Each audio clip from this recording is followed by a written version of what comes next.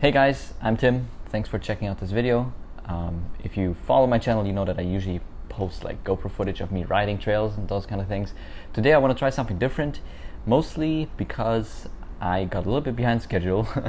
I usually try to keep like one or two videos in reserve that I can post. So for example, while I was gone on vacation or while I was getting married, I had enough footage to still post. You saw the Sunshine Coast videos, which was our like elopement wedding trip. And then unfortunately I got COVID. So that kind of threw a wrench into everything and I kind of got behind schedule. It's been extremely hot and I honestly didn't feel like recording while I'm riding and trying to survive in the heat. So trying something different out today. I figured I would share with everybody what I'm wearing or what I'm bringing on my rides. I don't think there's too many videos out there. I mean, there's a few where it's like what would be good to have, but I figured I'll give a real life example of what I bring on my rides. Now, I'm not really a crazy superior rider or anything by any means, so I don't really break stuff a lot.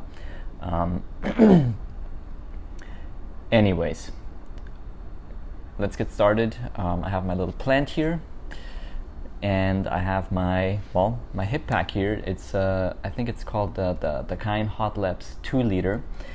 It's a great hip pack. I used to ride with a backpack or like a hydration pack, and it was fine for the beginning.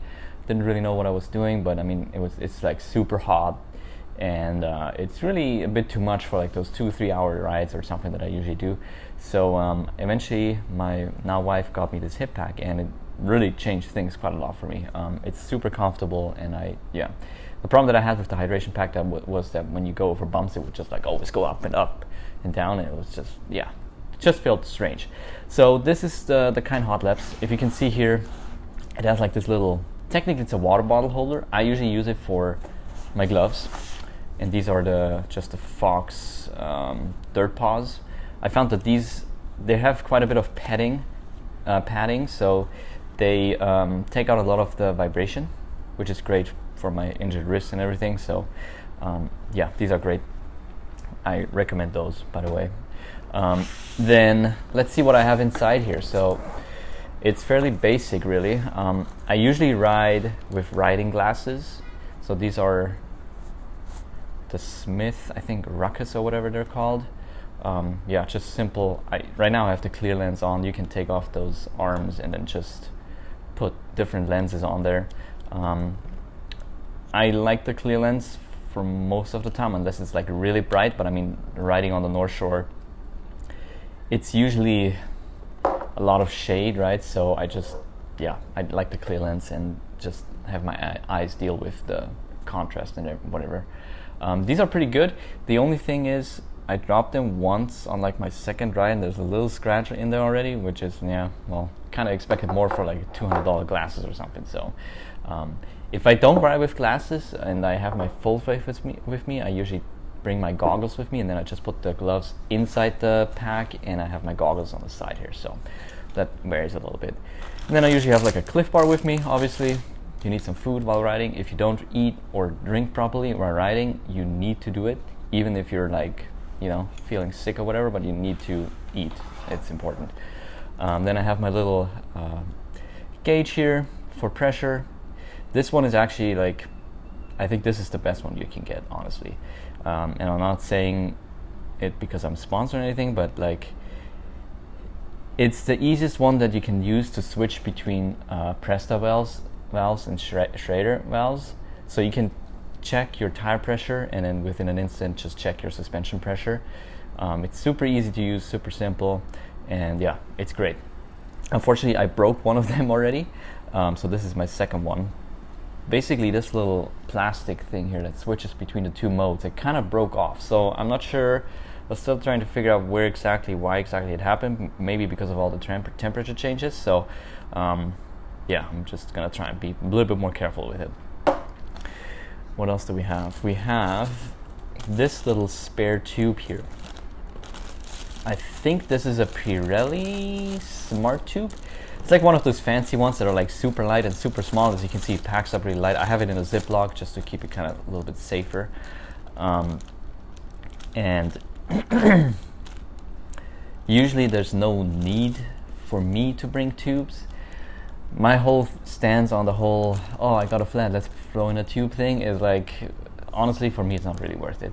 I flatted the other day and it was like my first time ever, and we tried fussing around with it like half an hour on the trail, and like in the end I was just like, you know what, just screw it, I'm just gonna push it out and just get a new tire, set up tubeless again, and be done with it. This is nice and small, so I'm actually bringing it on my rides. Like, even though I don't really need it, if I was short on space, I would probably just take it out and not bring it. But this is nice and small, so it's nice to have it. Then this is like a great toe pick tool, just like a general multi-tool. I think it has like 18 functions. Nice part is it has a chain breaker tool inside it there as well, and like all your Allen keys and Torx or whatever. Yeah, really great tool. Toe pick makes actually good stuff for the most part. And then we have, oh yeah, a 1UP pump. This is the small one because I wanted to fit in the hip pack, so I got the small one. In hindsight, I wonder if maybe I should have just gone for the bigger one and just put it on my bike itself, but I don't really like having things outside on my bike, so yeah. I put some, like, what is it, mastic tape or something around it. Never hurts to have it, I suppose. This one also has storage for either the 1UP multi-tool or, come on,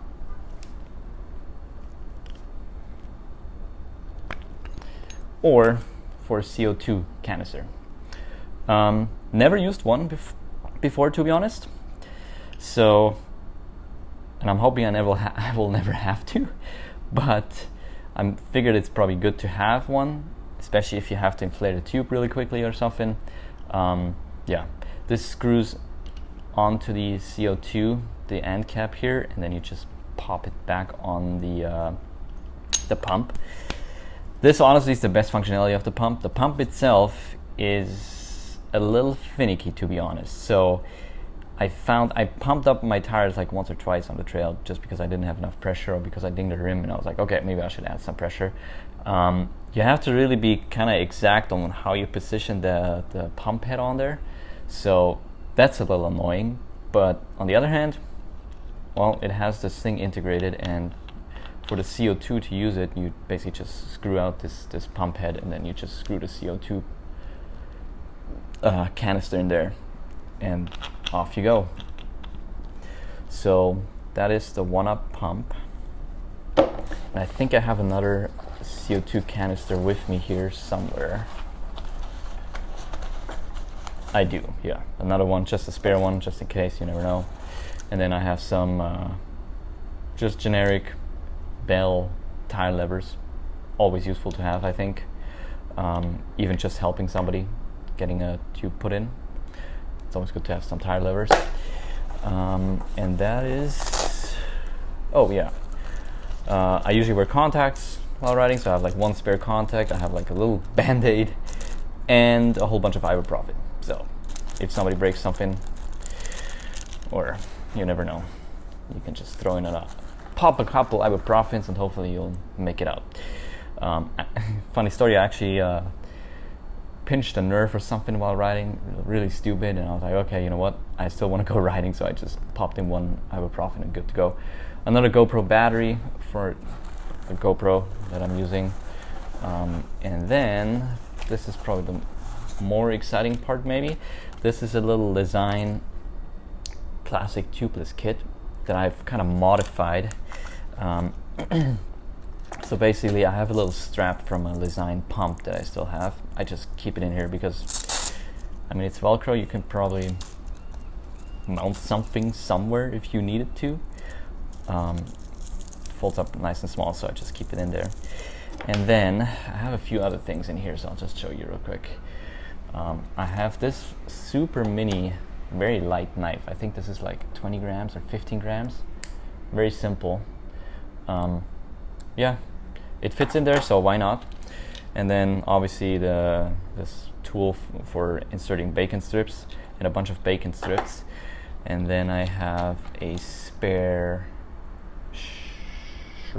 Presta valve, or valve core I should say, sorry. And then obviously the little removal tool here as well from DT Swiss. I have a little cable, what is this? Yeah, just like a cable manager, one for the shifter cable and one for a brake line, brake hose. And then I have 2 quick links in here, just like SRAM Eagle quick links, because I have GX Eagle on my bike, and a bunch of bacon strips. So yeah, I think that pretty much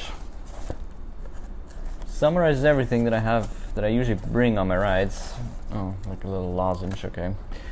So yeah, let me know what you guys think. Am I overpacked, underpacked? I don't know. I feel like I've seen people pack way more, but I've also seen people pack like nothing, just water.